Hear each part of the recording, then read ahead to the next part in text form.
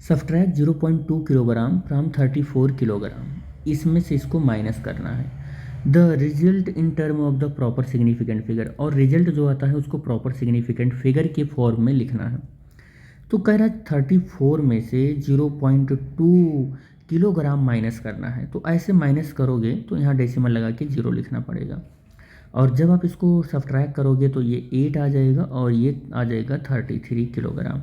तो कितना आ जाएगा? 33.8 किलोग्राम आ जाएगा, ठीक है। लेकिन अब आपको पता होना चाहिए कि प्रॉपर सिग्निफिकेंट फिगर की फॉर्म में जब कभी किसी चीज़ को प्लस करते हो और किसी चीज़ को माइनस करते हो, यानी कि सब्ट्रैक्ट करते हो और किसी चीज़ को सम करते हो, तो प्रॉपर सिग्निफिकेंट फिगर की फॉर्म में आपका जो आंसर होना चाहिए वो होना चाहिए कि डेसिमल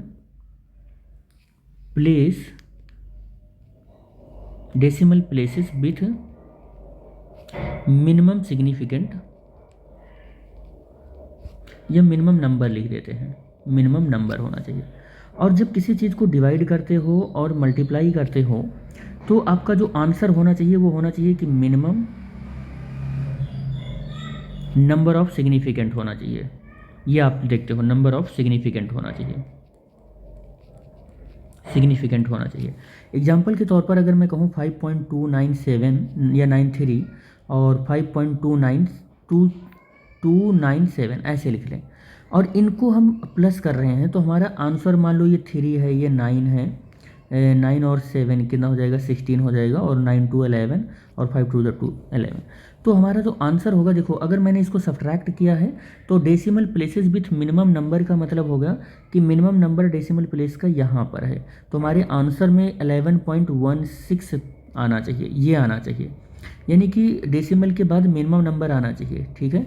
अगर मैं इसको सब्ट्रैक्ट करता 5.9293 और 5.97, अगर इसको सब्ट्रैक्ट करता तो 3 9 में से 7 गया 2, और यहाँ से कितना हो जाएगा? ये 2 9 और 9 7 यहाँ पर उल्टा हो गया, 5.97 और 5.293 ऐसे।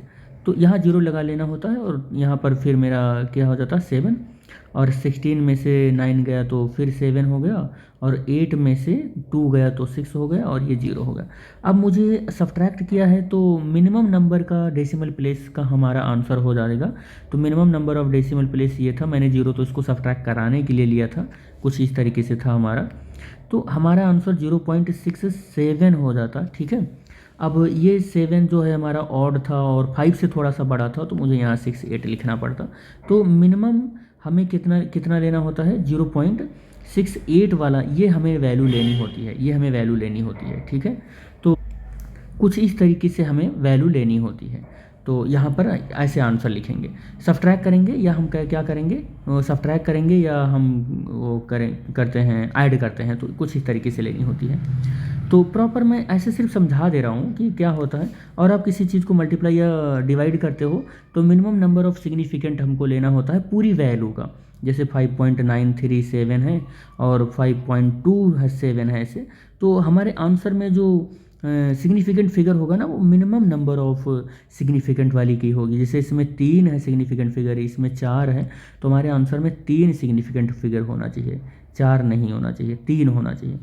तो ठीक इसी तरीके से जब हम किसी चीज़ को ऐड करते हैं, सब्ट्रैक्ट करते हैं, तो हमारे आंसर में जो डेसिमल प्लेस होता है वो minimum decimal place with minimum number होता है, decimal place with minimum number होता है।